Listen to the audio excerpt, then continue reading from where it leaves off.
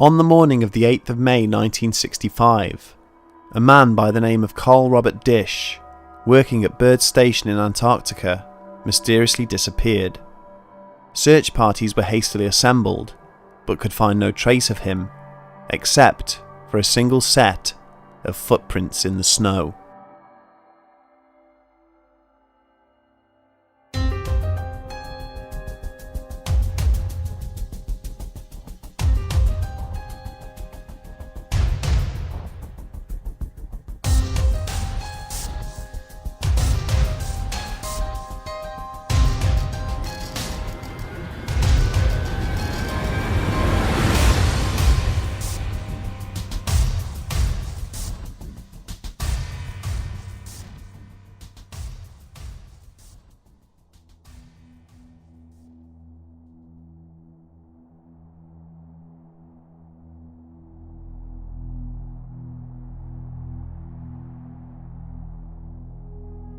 Cold, vast and desolately beautiful, Antarctica sits as a stark reminder to all mankind that nature does indeed conquer all, for she is far too formidable a force in this part of the world for humans to contend with. It is the only significant landmass on Earth that harbours no permanent inhabitants, and remarkably, one that remained unexplored until little over 100 years ago. Given the brutal conditions there, it is not difficult to understand why. It is the coldest, windiest, and bizarrely, the driest continent on the planet. Despite the fact that Antarctica is almost perpetually covered in snow, it receives very little rain or snowfall, and is in fact classed as a desert. The snow that does exist there has built up over hundreds of years, as it is far too cold to ever melt.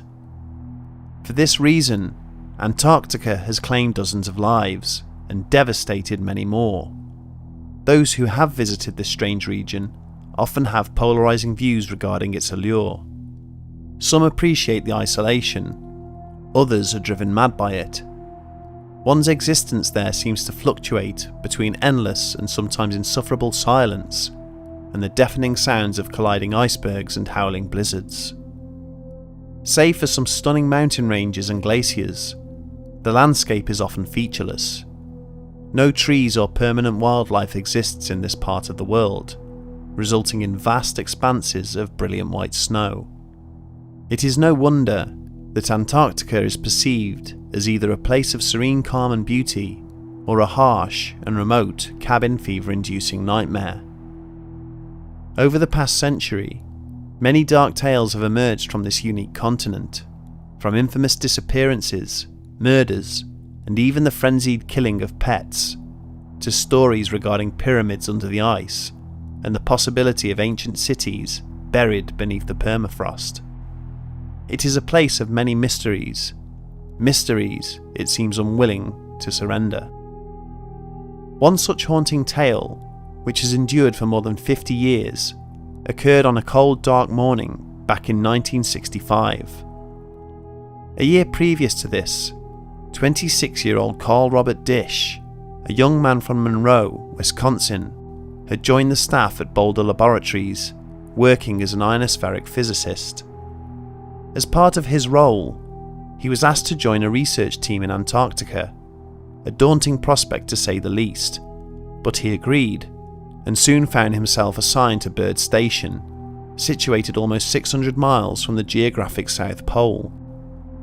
Over the next 6 months, he would spend most of his time working in the Central Radio Propagation Laboratory, and his job required him to work long hours at the Radio Noise Building, a small hut strategically positioned just over a mile northwest of the main complex. Despite the distance, the two buildings were connected by a hand line, a length of rope which helped guide the researchers during harsh weather or when visibility was poor. Disch himself had made this journey dozens of times, so was familiar with the terrain and the navigational processes involved. However, on the morning of the 8th of May 1965, he would set out from the Radio Noise Building for the very last time and walk off into the wilderness, never to be seen again. Disch left the small hut at 9:15 a.m. during nautical twilight, heading for the main complex. The winds were up, but he was fully attired in Antarctic clothing, which in theory would have provided adequate protection from the freezing cold temperatures, which had dropped as low as -44°F. The trek should have taken him no longer than half an hour.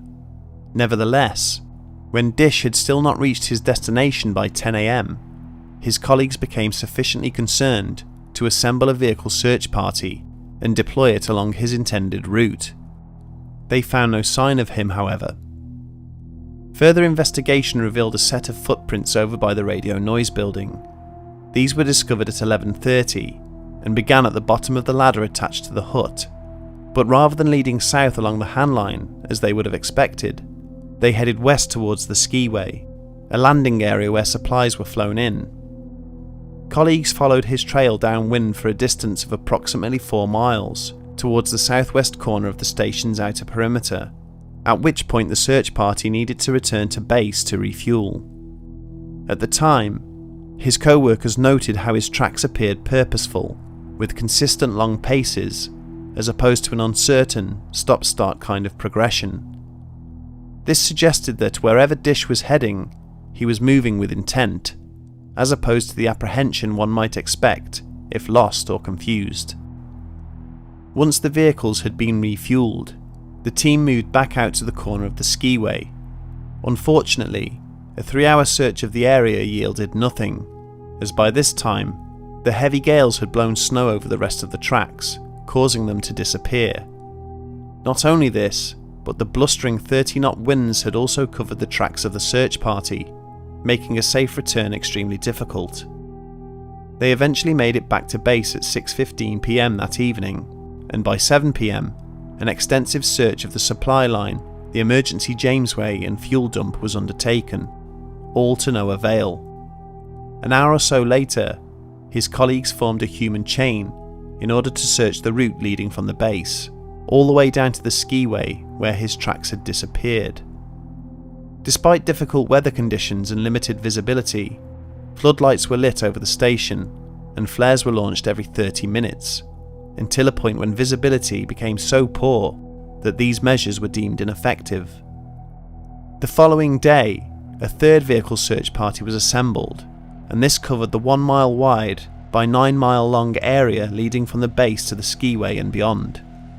Despite finding occasional unblemished tracks moving in a southwesterly direction, they once again abruptly disappeared approximately 4 miles southwest of the radio noise building. On the 10th of May, 2 days after the disappearance, an extensive search began at 7:40 AM. This consisted of an 8-man party, 2 vehicles, a Jamesway, provisions and fuel. The search began at the main complex, moving in a southerly direction and making perpendicular sweeps to the east and west. The search party marked their progress with flags and continued for 12 miles beyond the perimeter of the station, but nothing was found. On the 12th, the northeast and southeast sectors of Byrd Station were searched. The weather was favourable, but darkness severely hampered their visual range. Over the next 2 days, visibility worsened to the point that due to the harsh winds and fog, no search was possible. By the 14th, 35 square miles of area had been covered, but despite this extensive search, Carl Robert Disch was never seen again. In the following weeks, on account of the time he had been missing, combined with the brutal weather conditions he would have been exposed to, he was presumed dead. A memorial service was held by friends and family back in his hometown of Monroe, and another by his colleagues at Byrd, marking the beginning of a mystery which for well over 50 years has tragically endured without a sense of closure, as it's not so easy to explain. The questions that were asked back then are still being asked today. Why did Disch deviate from his usual route? Was it a mistake on his part, or was it intentional? And how did a physically fit, experienced and intelligent individual seem to vanish without trace? A number of theories have evolved over time in an attempt to explain what might have happened, some reasonably straightforward, and others requiring more of an open mind. But one thing all these supposed explanations have in common is that not one of them is without its flaws. Perhaps the most popular theory regarding Disch's disappearance is the previously mentioned weather conditions. It is conceivable that when he left the radio noise building, a combination of the blizzard, poor visibility, and the monotonous white landscape caused him to lose his sense of direction and wander off to the west instead of south towards the main complex. Once he had ventured a short distance, it would have been very difficult to regain his bearings. However, Disch had made this short journey more than 24 times before. Given his experience, it is unlikely that he would miss the handline and deviate so far off his route.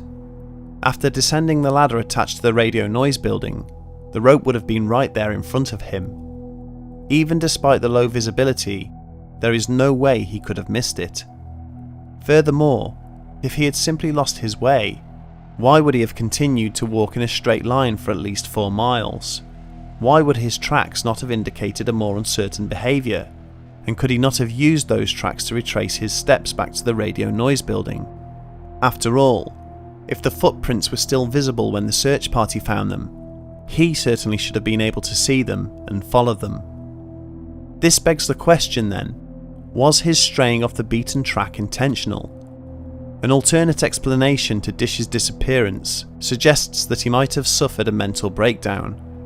It is rumoured that he had been mistreated or even cheated during a card game just moments before he left.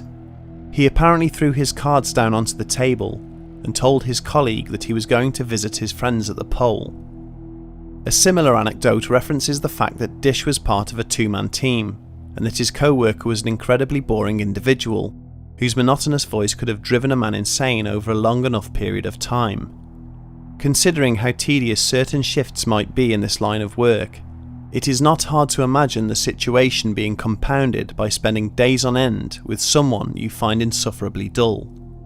It is considered that, much like the example of the aforementioned card game, Disch had simply had enough, left the building, and walked away to clear his head.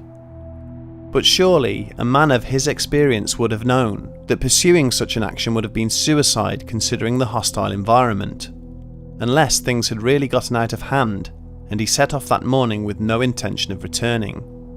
But then why suicide? Whilst it is understandable that trivial issues might get blown out of proportion in such isolated conditions, it is difficult to understand why someone like Disch would react in this way. He was a successful young man with his whole life ahead of him after all. In either case, the lack of a body is problematic, as you would expect to find at least something if either scenario was true, unless of course he fell into a deep crevice, which is entirely possible, given that they are a common feature across the Antarctic landscape, but perhaps there could be other reasons for this. Unsurprisingly, theories have also been put forward which suggest a supernatural element. Researchers have long contested the fact that the footprints seem to come to an abrupt stop in the middle of nowhere. Those sceptical of such notions attest that further footprints had been covered over with fresh snow, whilst those more inclined to look for otherworldly explanations argue that the tracks just stopped, as though Disch had simply vanished or was lifted into the air. Whilst the former is more plausible, it was allegedly reported by several people involved in the search that unusual lights and noises were seen and heard in the vicinity, both before and after Disch's disappearance, though the source of this activity was never determined. Was he distracted as he exited the radio noise building, and did he follow someone or something that might have caught his attention? Perhaps he saw these unusual lights over the skiway and thought he was looking at an unscheduled supply drop. If this was the case, however, an unscheduled supply drop would have been a big deal, and he surely would have reported this activity before setting off. Furthermore, we could not find any official source regarding reports of this strange phenomena, which leads us to believe these details could be embellishments that have been added over time. Another unusual element to this story is that Gus, Disch's husky, went missing a few days later. It is theorised that he went looking for his master, but this small detail would later become linked to one of the more bizarre explanations surrounding this case. It is claimed that in 1971, a message arrived at a research centre in the Antarctic via the AA2 weather circuit. The author claimed to be none other than Carl Robert Disch, and the communication read, "To the world I am dead. They believe that my body is but a pinpoint, frozen here to the surface of this white continent. I say to you, I, Carl Disch, live. Do not for one moment think that it was a mistake. Everything was planned. They pushed me, tormented me, and bored me with their shallow lives." He went on to say that he had enticed his dog away by using tinned oysters soaked in barbecue sauce, and talked about the intense loneliness he now felt.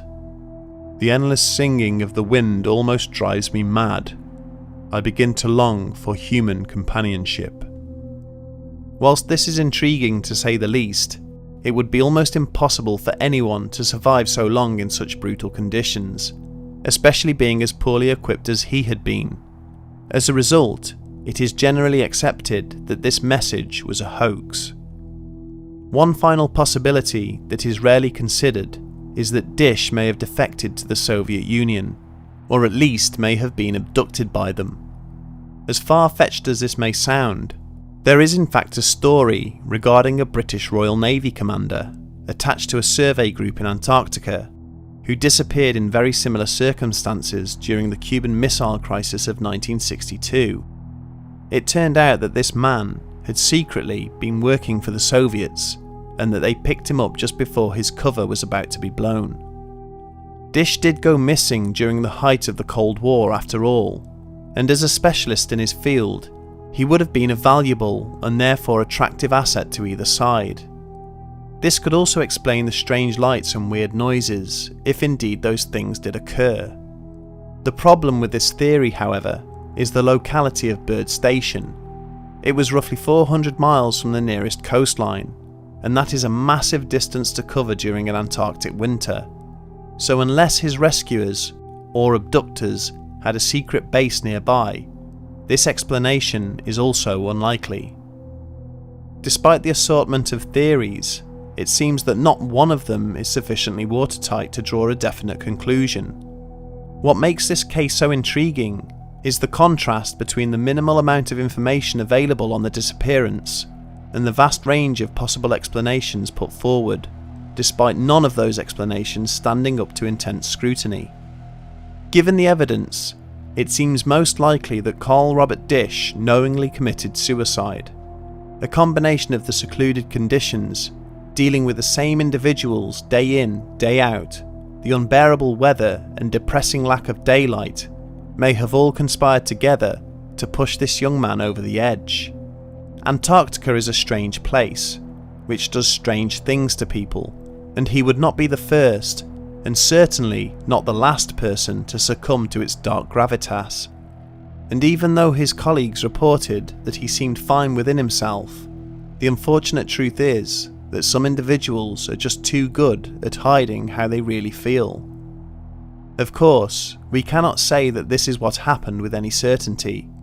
The more time that passes, the more the details seem to fade, not unlike a certain set of footprints. Perhaps there is something poetic in that. This beautifully desolate continent certainly has a way of keeping its secrets. May Carl Robert Disch be at peace, wherever he is.